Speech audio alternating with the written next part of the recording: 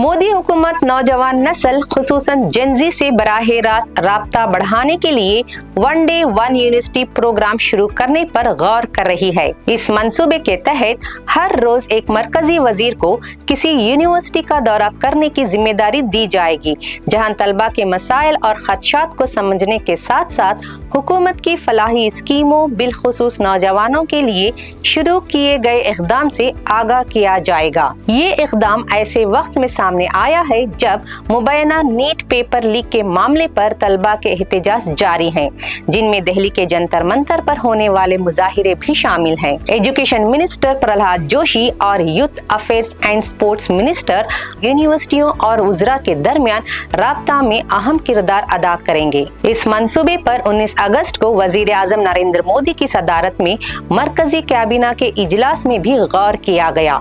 भारत में तकरीबन 1300 यूनिवर्सिटीज हैं, जिनमें 57 मरकजी और 522 रियासती यूनिवर्सिटियों के अलावा डीम्ड और निजी इदारे भी शामिल हैं। कैबिना ने मरकजी उजरा की सोशल मीडिया कारकर्दगी का भी जायजा लिया, जिसमें वजीर आजम नरेंद्र मोदी रसाई के एतबार से पहले नंबर पर हैं। उजरा को हिदायत दी गई कि वो बिलखुसूस नौजवानों में अपनी डिजिटल रसाई मजीद बढ़ाएं। नीट एहतजाज के दौरान मोदी तलबा से सोशल मीडिया के जरिए मुतअद्दिद मरतबा खिताब भी कर चुके हैं।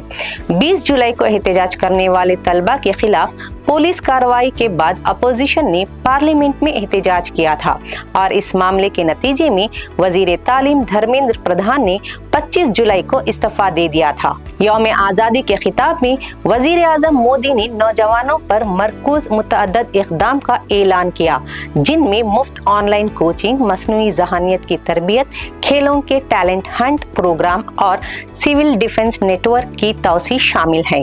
वजीर आजम ने मैन्युफैक्चरिंग, खलाई शोबे, जौहरी तवानाई और सेमीकंडक्टर समेत मुख्तलिफ शोबों में नौजवानों के लिए दस्तयाब मौक़े को भी उजागर किया है। मज़ीद ताज़ा खबरों और अहम अपडेट्स के लिए जुड़े रहें डेली सालार उर्दू डिजिटल के साथ।